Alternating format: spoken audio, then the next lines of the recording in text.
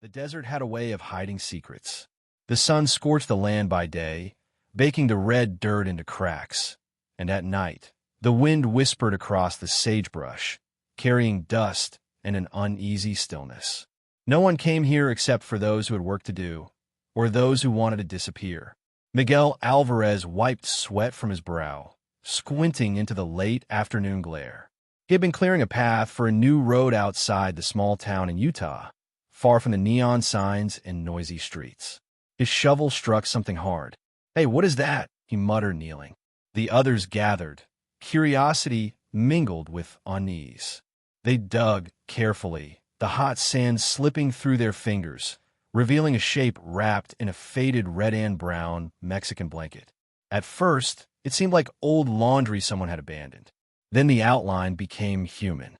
Miguel froze, a dry cough escaping him. "It's a body." The desert swallowed their voices. Heat shimmered off the ground. Only the wind answered, brushing the sage like skeletal fingers. By the time the sheriff's deputies arrived, the scene was bathed in the long shadow of twilight. Yellow tape fluttered against the breeze as Mendoza arrived, the veteran detective already feeling a prickle at the back of his neck. He had seen bodies before, but this one made the air heavier, as if the desert itself was holding its breath. The forensic technician lifted the victim's arm. Around her wrist was a thin red thread, tied in a complex knot that spoke of intention. Mendoza's eyes narrowed. He recognized it. A traditional Mexican protective knot meant to guard against evil spirits, or so mothers often believed. But this wasn't a child, and this wasn't protection. Someone had buried her carefully, deliberately. No roads nearby. No houses. Nothing except the wide, empty expanse of sand and rock. Whoever had done this wanted the world to forget her. As they worked, Mendoza noticed something else. The blanket was not just old. It was deliberately frayed along the edges, as if the killer had worn it down in preparation. A faint smell clung to it, dust, sweat, and something iron-like, the faint hint of blood long dried into the fibers. 3 months at least, the coroner muttered, crouched over the body. Mendoza exhaled slowly. He hated this part, the part where the living try to make sense of the dead. Across town, the neon lights of La Estrella bar buzzed in the desert night, flickering against the cracked asphalt. A cheap speaker played mariachi, and country music fused into something that felt like tension and melody. At the far corner sat Javier Morales, 36, a mechanic from Sonora, Mexico, sipping a cold beer. Most people would describe him as quiet, polite, unremarkable. But under that calm surface, something older stirred, resentment, a hunger he had carried from childhood.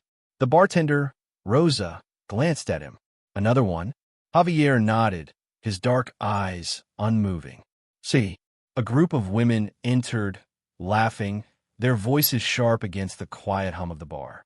One of them, a blonde with a loud smirk, sat a couple of stools away.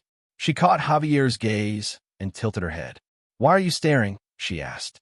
"I'm not," he said, slow, controlled. She laughed, the sound brittle. "Relax, amigo. I'm joking." But there was mockery in her eyes, a tiny spark that ignited something in him. He didn't answer. He didn't move. His mind was already elsewhere. Memories of humiliation, betrayal, and rage rose like shadows in his chest. Every insult, every sneer he had suffered, every broken promise etched into him. The woman rolled her eyes and turned to her friends, oblivious. Javier finished his beer with deliberate slowness, savoring the control. He stood, leaving bills on the counter without a word. The red thread around his wrist brushed against his palm. He untied it slowly, examining the knot, a relic from his mother, from childhood, a talisman against fear. He slipped it into his pocket. Outside, the desert stretched like an ocean of sand, empty and infinite. The wind whispered through the rocks, carrying dust and shadows. Javier walked to his old Ford pickup, steps measured, calm. The night was silent, but for the occasional rustle of a desert creature and the distant hum of traffic far away. He paused, hand on the hood, and breathed in the cool night air. For a moment, he looked like any other man finishing his day. Then a slow, deliberate smile curved his lips. It wasn't relief. It wasn't joy. It was something darker, patient, knowing. A man who had waited a long time. Someone who had been preparing for a reckoning. And the desert, wide and empty as it was, seemed to understand. The sun had not yet risen over Sonora, and the small town already smelled of dust, sweat, and corn tortillas frying over open flames.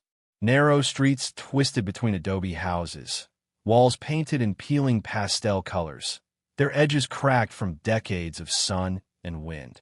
Children ran barefoot, kicking up red dirt, while women hung laundry across wooden poles, shouting to each other in rapid Spanish. In a small, cramped house at the edge of town, Javier Morales sat on the floor, knees drawn up to his chest. He was 7 years old, thin, with sharp dark eyes that seemed older than his years. Outside, his mother was already at work, washing clothes in a rusted tin tub, her hands red and raw from soap and hot water. Inside, the air smelled of sweat and stale tortillas. His stepfather, Arturo, sat slouched in a rickety chair, a cigarette dangling from his lips. His eyes were cold, cruel, and calculating. "You think you're smart, Niño?" Arturo spat, flicking ash onto the dirt floor. "You better not get any ideas." Javier flinched. He had learned to flinch. The flinch had saved him more than once. Arturo's anger was a storm that could arrive without warning. One moment he would be drinking quietly, the next he would shout, strike, or destroy whatever was near him. Javier's mother, Isabel, tried to shield him, but her voice was soft and cracked, powerless against Arturo's rage. This was the life Javier had always known, a cage of fear, humiliation, and unrelenting control. It was also the place where hatred began to grow, not the vague kind of hate that disappears with time, but the kind that burrows deep, nests in the chest, and whispers that the world is unfair, that justice can only come from one's own hands. School offered little respite. Other children called him El Raro because he didn't play much, didn't laugh easily. He watched them, memorizing gestures, smiles, weaknesses. He learned early that observation was safer than participation. And then came Lucia. She was 15 when Javier was 12, a family friend, beautiful in the sun, with hair like dark silk and eyes that seemed to laugh even when she was serious. For Javier, she was everything: admiration, obsession, and the first taste of human warmth he hadn't felt at home. But warmth could be dangerous. Lucia, older and cunning, drew him into petty thefts, coins from shops, small items from markets, promising him that it was fun, that it was our secret. Javier obeyed, desperate for her approval, desperate to feel like he belonged somewhere. One day, the theft went wrong. They were caught by a store owner. Lucia vanished, slipping away while Javier took the blame. The store owner called the police. Javier spent a week in a juvenile holding cell, terrified, abandoned, humiliated. When he returned home, his mother cried, unable to comfort him. Arturo laughed, called him a fool. Lucia? She was gone, unseen, untouchable, leaving behind only the echo of betrayal. It was in that moment that the first seeds of revenge took root, not yet aimed at a particular person, but at the world, and eventually at women. Teenage years hardened him further. Javier learned to hide his feelings. His anger, his obsessions, his grief, they all became private, a lockbox inside him. He learned survival, when to bow, when to watch, when to smile politely while the mind sharpened like a blade. By 17, he could walk through the market, past mocking boys and indifferent women, and no one would know the storm that waited in his chest. It was during these years that he perfected control, the patience and silence that would later serve him as a predator. His body was unremarkable, his face polite, his voice soft, yet every interaction, every glance was calculated. And always, the betrayal of Lucia haunted him. Not just betrayal, but the humiliation of dependence. He would never let anyone have that power over him again. At 20, Javier entered a local gang in Sonora. It wasn't violence he sought. It was training and observation, patience and methodical planning. He watched the men, learned how they moved, how they threatened, how they killed without hesitation. But he never joined in fully. He remained apart, quiet, cataloging everything. One night, after a small robbery with the gang, he realized something about himself. He felt no fear. He felt no remorse. The world had hurt him, women had betrayed him, his family had failed him, and the idea that he might repay that pain, selectively, grew like a slow-burning fire. By the time he left Mexico for the United States, Javier Morales had become someone no one would suspect. Polite, quiet, unremarkable. But beneath the surface, a storm of calculated rage waited. And far across the border, in the deserts of Utah, the seeds he had planted in childhood were about to bear fruit. The heat of the Utah summer was merciless, pressing down on the small town like a heavy, unshakable hand. The streets shimmered under the sun, and the desert beyond lay still, a vast canvas of red rock and sand, indifferent to the lives of men. Javier Morales had settled into a quiet routine. By day, he worked at a small auto repair garage, grease under his fingernails, listening to the hum of engines and the occasional complaint of a customer. By night, he wandered the streets, unnoticed, blending seamlessly into the town's mosaic of ordinary faces. But beneath the calm, something stirred. Years of betrayal, humiliation, and careful observation had taught him patience. Every glance, every interaction, every slight he endured in childhood had prepared him for this moment. He was not merely angry. He was ready. It was a Tuesday evening at a local bar. The neon light buzzed in flickers above the door, spilling onto the cracked asphalt. The bar smelled of beer, smoke, and fried food. A group of locals laughed and clinked glasses. Javier sat at the far corner, nursing a bottle, eyes scanning. Her name was Caroline, blonde, sharp-tongued, careless with words. She laughed loudly at a joke that wasn't funny, turning her gaze toward Javier with a smirk that carried both curiosity and condescension. He didn't respond. He studied. He waited. She leaned closer to her friends, unaware that her words, her attitude, were a trigger. A memory of Lucia flashed in his mind. A betrayal, a mockery, a smile that had once cost him everything.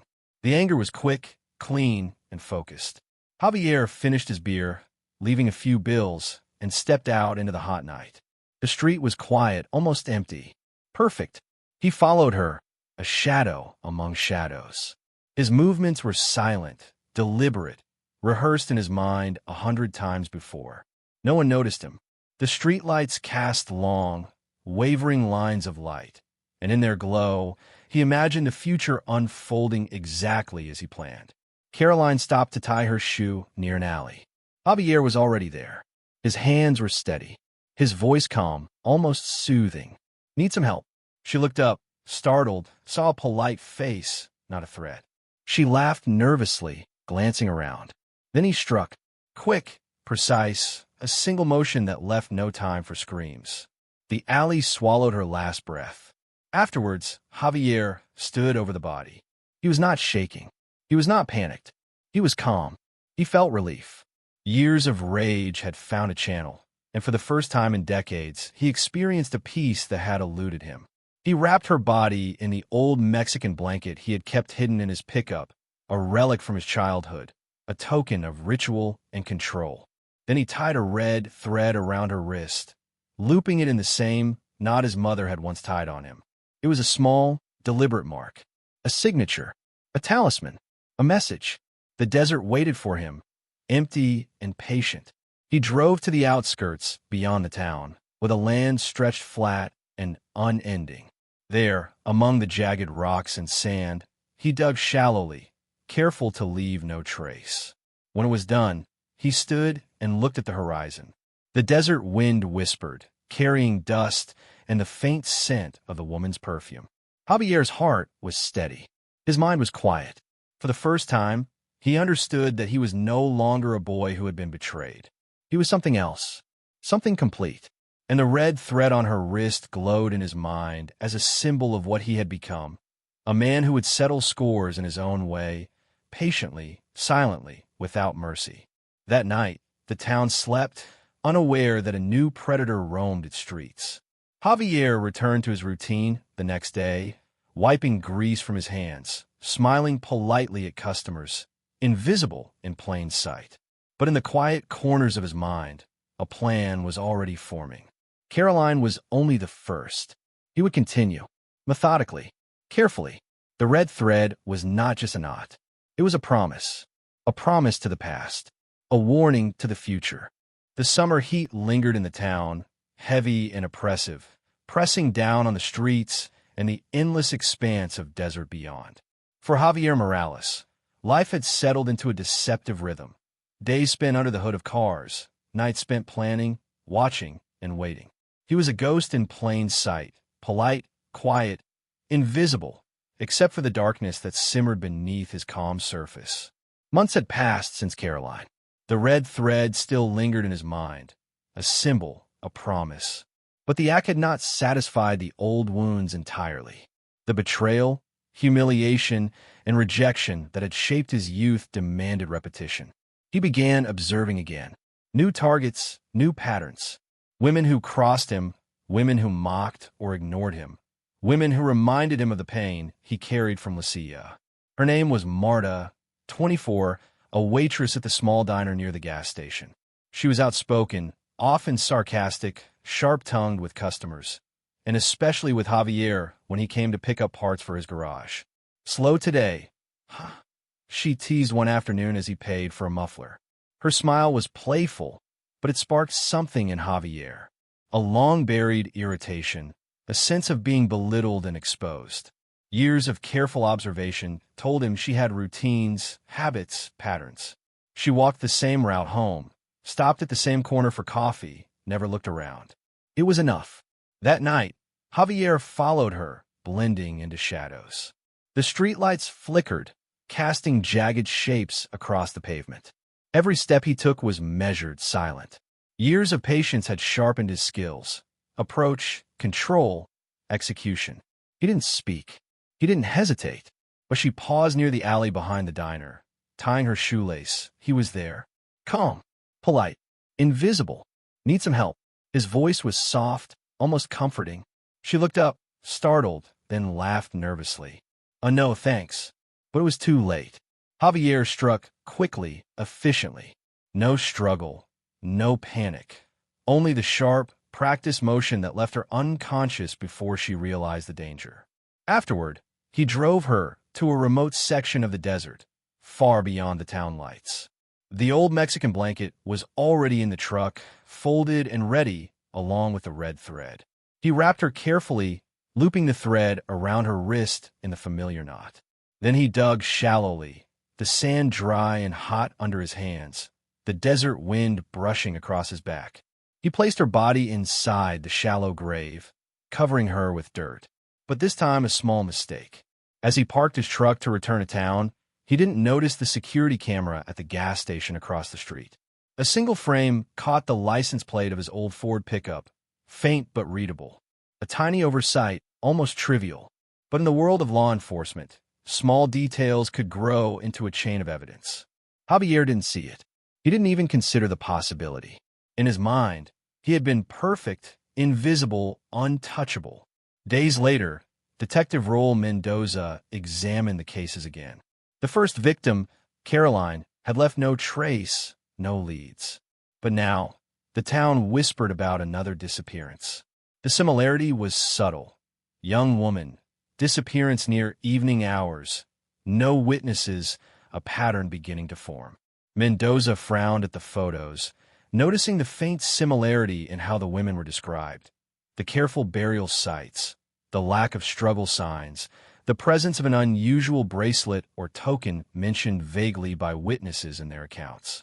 He didn't know it yet, but the red thread, the knot, was becoming a signature, a calling card that tied the cases together. Meanwhile, Javier returned to the garage, grease-stained and calm. He smiled politely at the customers, chatting about cars, tires, and mufflers. No one suspected him. Not yet. But in the desert, far from the town, Marta's body lay under the dry dirt.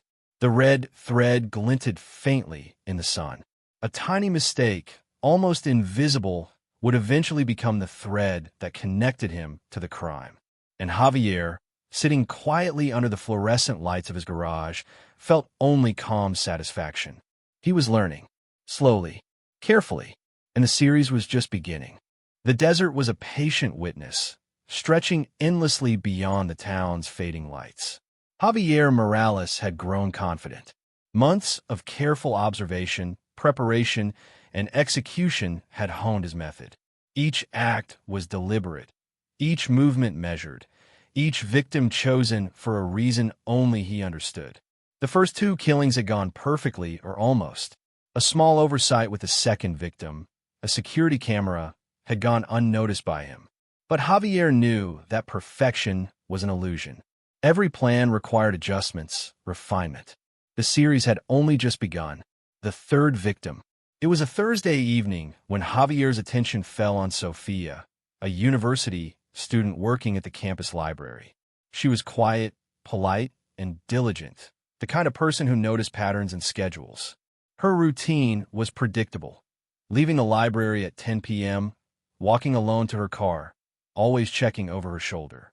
Javier followed her from a distance for several nights, memorizing each detail. He noted the time it took her to walk from the library to her car, the streets she took, the surveillance cameras along the route. He waited for a stormy night, when the rain masked sounds and blurred lights. Sofia emerged, umbrella in hand, walking alone.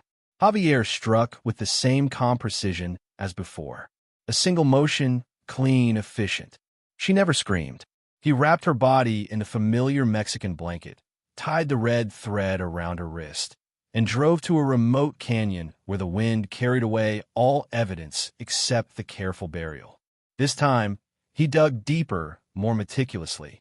No mistake, no camera frame, just him, the desert, and the ritual he had perfected. The fourth victim. 2 weeks later, Elena, a recently divorced woman in her 30s, caught his attention. She ran errands daily at the same grocery store and often argued with clerks over trivial matters. Javier saw in her the same arrogance, the same mockery of men that Lucia had once embodied. He trailed her for nights, learning her patterns. Elena often stopped at a quiet park on her way home to make calls, oblivious to anyone watching. Javier waited until the streets were nearly empty. He struck swiftly, immobilizing her before she had a chance to resist. Once again, the red thread was tied around her wrist, the blanket wrapped snugly, and the desert claimed the body. The pattern emerges. The local police began to notice a trend. 2 women disappeared in quick succession, both young, independent, and with predictable routines. A single detail stood out in witness statements. A polite man seen briefly near the vicinity, often unnoticed, always quiet. Detective Raúl Mendoza studied the reports. He was beginning to see a signature forming. Victims buried in remote areas. Use of blankets. A single, subtle token, a red thread mentioned vaguely by a witness who had seen it on one victim's wrist. It was enough to suggest the work of a serial offender. Javier's calculated confidence. Back at his garage, Javier cleaned his hands, spoke politely with customers, and smiled when greeted. Inside, he cataloged each killing mentally, reviewing his method, refining details, eliminating weaknesses. He knew the desert, the roads, the town, the routines of its people.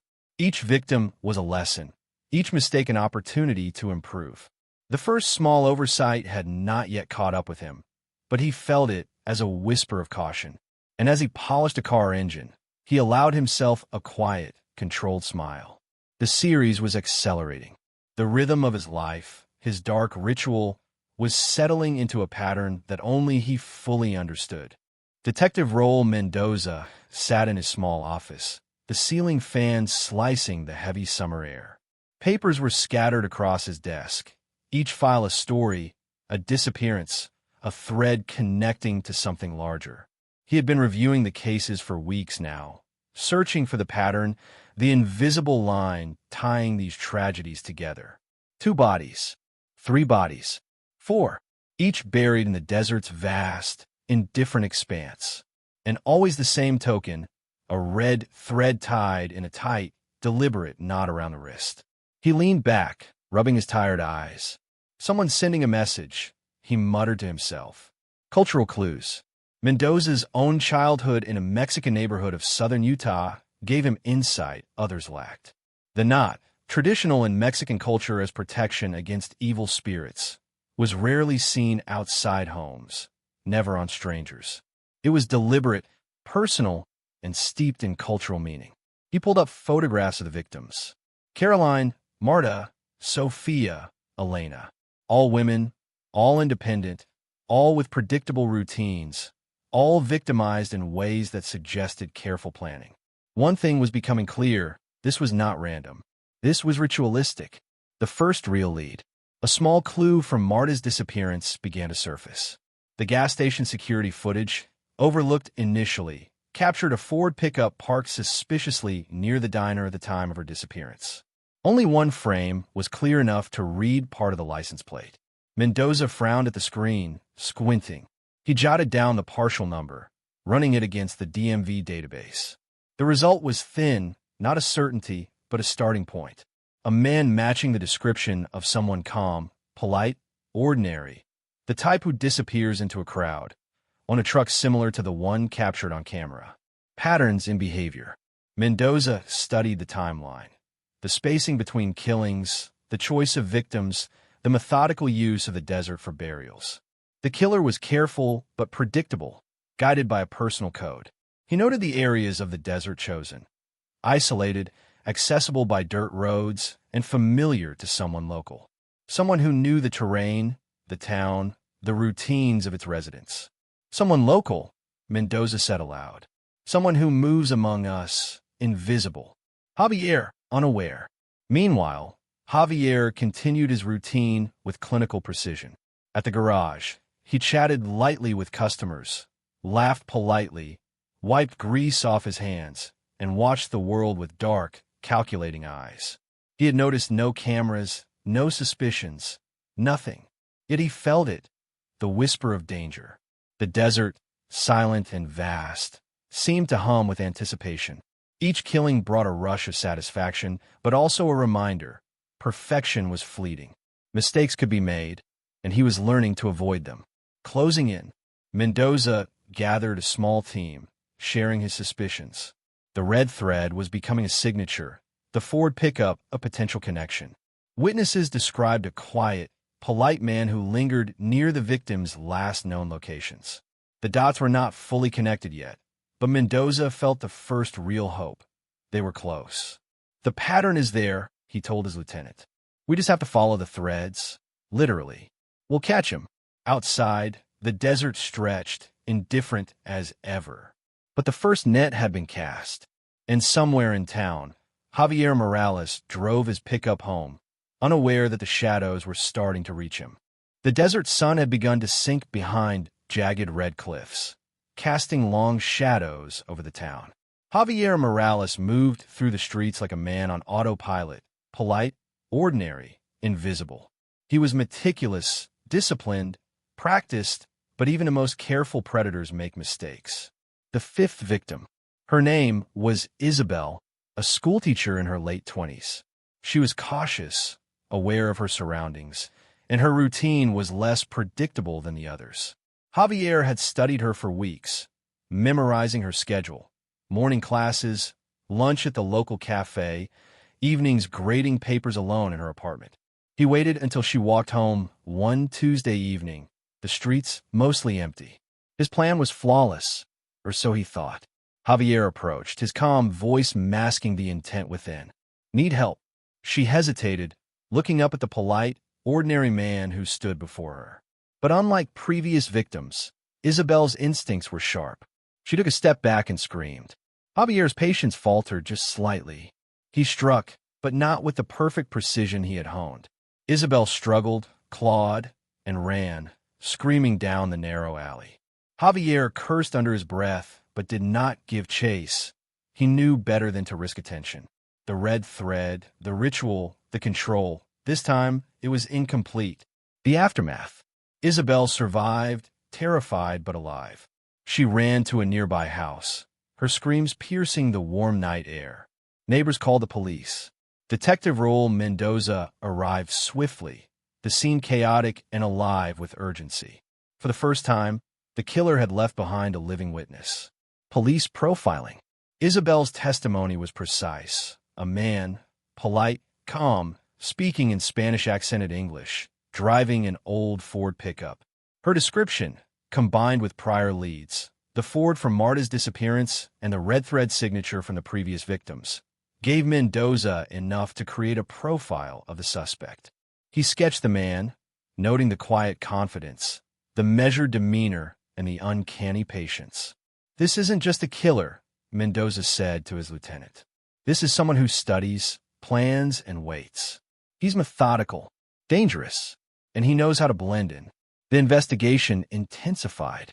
Police began checking local auto repair shops, garages, and neighborhoods with Ford pickups, narrowing their focus. Javier's realization. Meanwhile, Javier returned home to his modest apartment. The desert wind whispered against the walls, shadows flickering in the corners. He felt a twinge, not of fear, but of recognition. Something had gone wrong. Isabel had seen him, not fully but enough.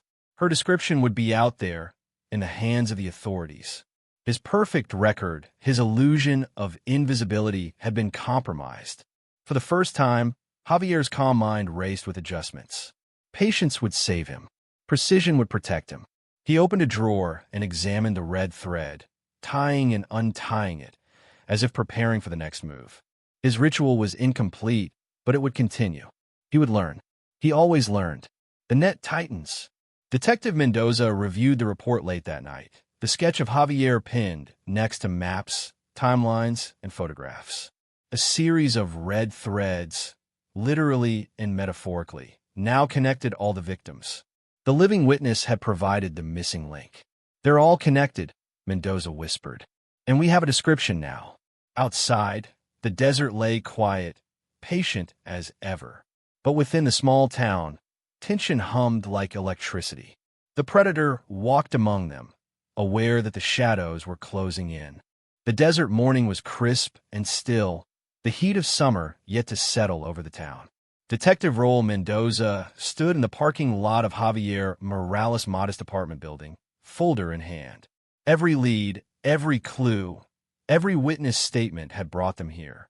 The sketch, the Ford pickup, the surviving witness, everything pointed to him. Today, the investigation would move from theory to action. The arrest. Javier stepped out of his apartment, carrying a small toolbox. Polite as always, he nodded to a neighbor. For a moment, he seemed entirely ordinary.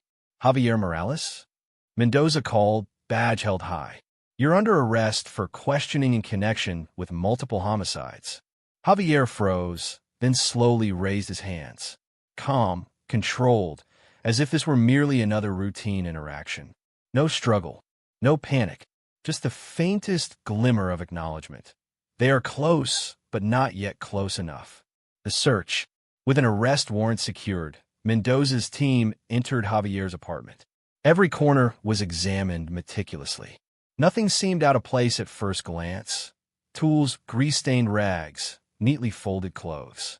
Then, in a small storage closet behind a stack of tires, officers discovered a duffel bag containing folded blankets. Each blanket carried faint traces of soil and organic matter. In one, a thin red thread tied in the same traditional knot found on previous victims' wrists. Mendoza's heart pounded. This was the physical link they had needed. Nearby, more evidence emerged. Articles of clothing matching the missing women. Small personal effects, discarded in meticulous care. Maps and notes marking locations in the surrounding desert. It was a chilling testament to Javier's methodical, ritualistic planning. Linking the crimes. Forensic teams began analyzing the soil, fibers, and threads. Each victim could now be directly linked to Javier. The red thread, once a cultural symbol, now served as undeniable proof of his pattern. Mendoza reviewed the evidence with his team. "We have him. Every killing, every burial, every signature move, he did it all," he said, voice low. And now we can prove it. Javier's silence. Throughout the search, Javier remained calm. His dark eyes followed the officers, but he said nothing. Not a word. Inside, a strange sense of satisfaction lingered. For months, he had executed his plans flawlessly. Now caught, yet still controlled. The game had shifted, but the final act had not yet begun. He was aware of the red thread in the bag, the evidence piling up, but he didn't panic. His mind was already calculating, already preparing for what came next. Trial, confrontation, survival of the ego, if not the body. The beginning of justice. By nightfall, Javier Morales was transported to the county jail. Officers processed him, fingerprinted him, and placed him in a cell. Outside, Mendoza looked toward the desert. The quiet expanses that had hidden Javier's crimes were now witnesses to his capture. The man who had moved like a ghost among them was finally contained. And yet, the shadows of the victims' lives lingered over the town, a silent testament to the horrors that had unfolded and the slow, deliberate path to justice that was just beginning. The courtroom was silent, heavy with anticipation. Sunlight filtered through tall windows, casting sharp lines across the polished wooden benches. Every seat was filled. Reporters, family members of the victims, curious townspeople. The air smelled faintly of old paper and polished wood, carrying the weight of months of terror and investigation. At the center sat Javier Morales, calm, composed, hands folded neatly in his lap. To the casual observer, he was simply a polite man awaiting his turn. But Detective Raúl Mendoza, standing at the back, knew better. He had seen the desert patience, the methodical cruelty, the ritual precision. Today, the truth would be revealed. Opening statements. The prosecutor, a sharp-eyed woman named Ana Castillo, addressed the jury with unwavering clarity. "Ladies and gentlemen," she began, her voice steady. "Over the past year, our community has endured unspeakable horrors. 4 women were murdered, 1 attacked, and left for dead, each in the most calculated and cruel way. The evidence we present will show, beyond a shadow of a doubt, that Javier Morales is responsible for these crimes." She gestured to a series of exhibits: photographs of the red-threaded wrists, maps of the desert burial sites, fibers from the blankets, and items recovered from Javier's apartment. The courtroom murmured. The red threads, once a cultural symbol, had become chilling proof of ritualistic murder. Witness testimony. Isabel, the surviving victim, was first.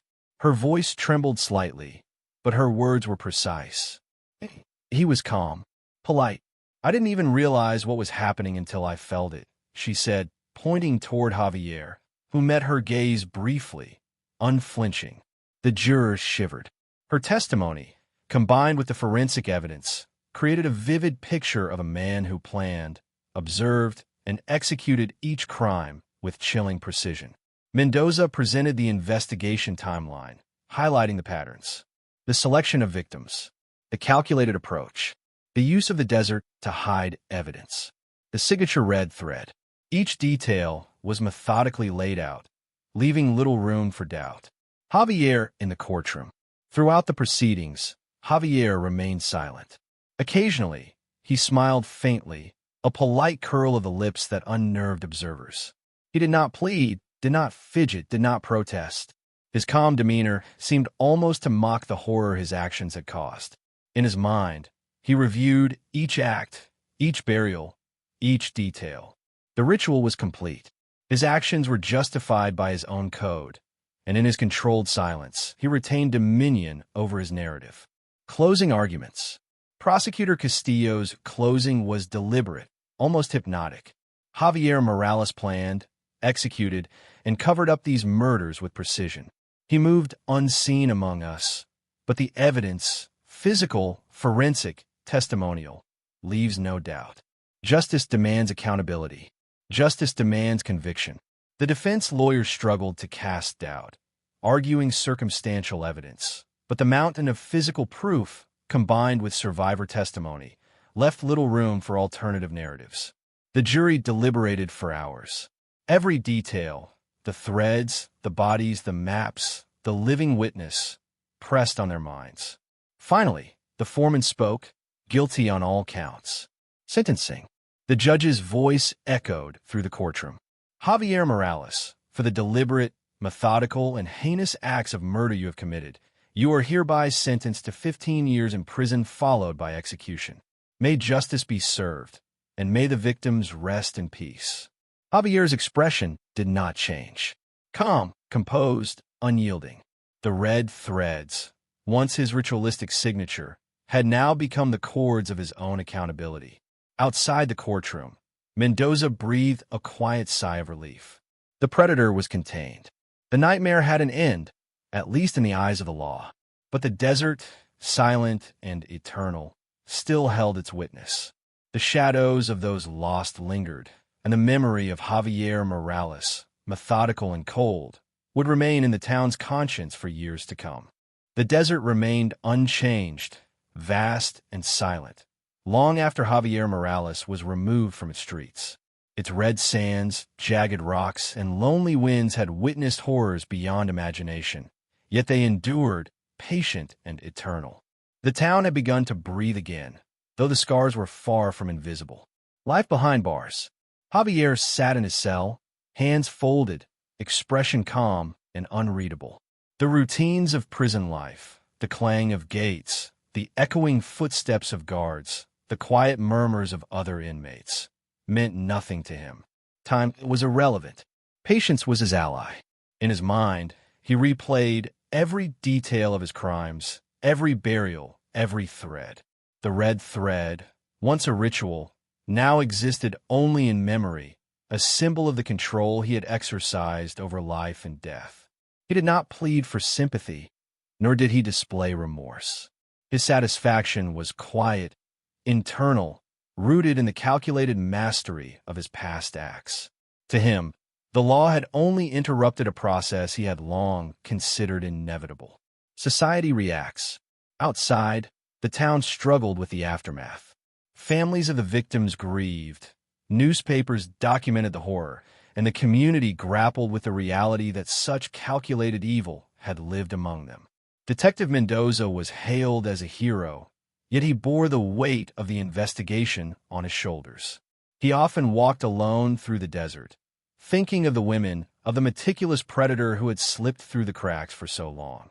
The investigation left lessons. Patterns mattered, patience in tracking criminals was essential, and sometimes the smallest clue, like a thread, a license plate, a surviving witness, was enough to unravel a carefully concealed series of murders. Justice and closure. The court's sentence, 15 years followed by execution, was final. Javier Morales had no illusions about it. Yet, even within the confines of law, the shadows of his deeds lingered. Each victim's memory was etched into the desert's silence, into the minds of those who had survived, and into the pages of the case files Mendoza would keep for years. For the town, the red thread became more than a symbol of culture. It was a reminder of vigilance, of the thin line between ordinary life and hidden danger. The predator's legacy. Javier Morales' name became infamous, not just for the killings themselves, but for the methodical, ritualistic, and unflinching nature of his crimes. True to his personality, he had maintained calm, control, and composure until the very end. In the silence of his cell, he reflected. He had fulfilled his personal code, enacted his retribution for betrayals real and imagined, and left an indelible mark on those who sought to understand him. The desert watched, silent and eternal.